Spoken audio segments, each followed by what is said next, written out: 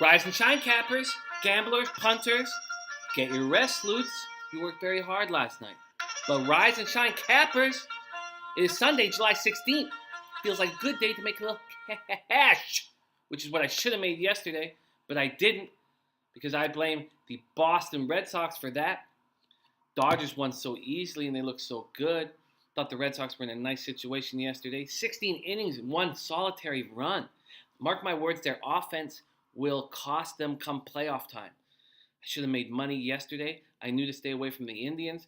I think Blackburn is a great young pitcher. I should have made cash, but instead the Red Sox fed it to me in the old drink hole, right in the old lozenge spot, right in the old tongue protector, back of the khakis, heart of the short shorts. They fucked me. But today's a new day, so let's go get that cash. I like my action today. I've got 3 parlays. I'm keying 2 games, putting a $250 parlay on those 2 games, and then adding 1 game to each of those at $75 a pop. So let's go through it. I got the Dodgers on the road over the Marlins at minus 175. Is Rich Hill versus Chris O'Grady, who's replacing scheduled starter Edinson Volquez. Rich Hill is 5-4 with a 3.69 ERA and a 1.23 WHIP, and those numbers are going down fast.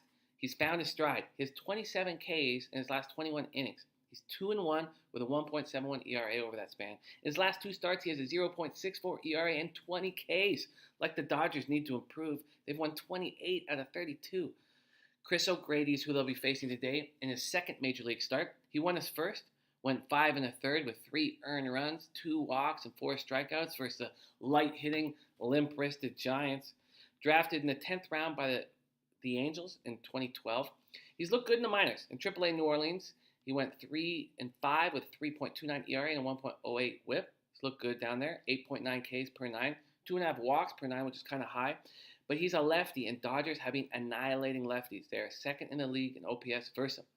But this time, when O'Grady pitches, his family won't be in the stands cheering him on. And when he looks across the field, it won't be Kelby Tomlinson and Justin Ruggiano from Little People, Big World. It'll be Cody Bellinger and Corey Seager licking their chops. I like the Dodgers in this game very much. Next up, Astros at home over the Twins at minus 210. Is Mike Fiers versus Kyle Gibson. Fiers is 5-4 with 3.84 ERA and a 1.32 WHIP, and those numbers are also going down. 4-1 with a 3.14 ERA and 8 career appearances versus the Twins.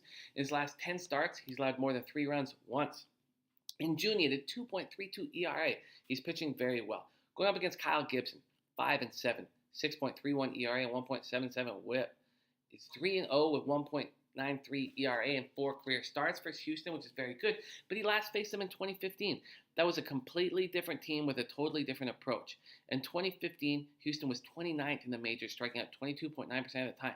In 2017, they have the lowest strikeout rate in the league at 17.2%.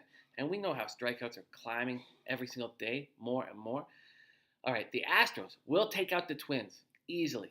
So I'm putting a $250 parlay on those 2 games, and then I will be adding $75 or 1 team to that at $75 a pop. So the first team I will add is the Cubs on the road over the Orioles at minus 145. It's Jose Quintana versus old Ubaldo Jimenez, or as we call him around here, Ubaldo Jizzman. Quintana is 4-8 with a 4.49 ERA and a 1.32 WHIP. He will be making his Chicago Cubs debut. He will be pumped. But he's had a tough time in his career at Camden Yards. 1-3 with a 5.16 ERA and 4 starts. But this will be different, man. He's going to be pumped making his debut. The team will be so excited to play behind him. And he's going up against Ubaldo Jimenez, who's a bum. 4-4, 6.67 ERA, 1.51 WHIP. He's allowed 9 runs, 3 homers his last 10 innings. I always bet against Ubaldo Jizzman, and I'm quite successful doing that. He seems to only pitch well against the fucking Jays. In his last 4 starts, he's looked awful in 3 of them, and then he almost threw a complete game 2-hit shutout against the Jays, which is very strange. But I like that matchup. My final matchup that I'll be adding to the Dodgers and Astros is the Diamondbacks on the road over the Braves, minus 110. It's Zach Godley versus Jaime Garcia. Godley is 3-3 with a 2.58 ERA and 0.95 WHIP. He has the lowest ERA on the Diamondbacks. A lot of people don't know that because Zach Greinke and Robbie Ray get all the attention, made the All-Star team. But Godley's got a 2.9 WAR this year, replacing Shelby Miller, who's out with Tommy John. He's been incredibly good. He's had 11 starts this year, and he hasn't allowed more than 3 runs once. Compare that to Jaime, who's allowed at least 5 runs in his last 4 starts. Jaime's 2-7 with a 4.55 ERA and 1.35 WHIP. He had a good start to the season, which surprised me. I was betting against him and losing, but since then he's completely fallen apart. He hasn't won since May 26th.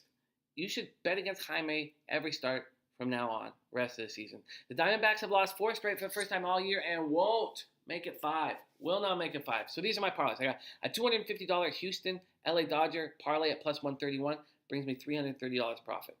Then I have a $75 parlay at Houston Dodgers Cubs at plus 291, brings me in $219 profit. And then I have another $75 parlay with the Astros, Dodgers, and Diamondbacks at plus 342, which will bring me a $257 profit, man. Let's go get that cash. Milk these bookies, man. Let's have a big Sunday.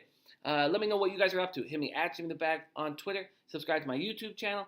And follow me at JimmyTheBag.com. Let's get this cash, man. Let's have a big Sunday. Good luck out there, cappers.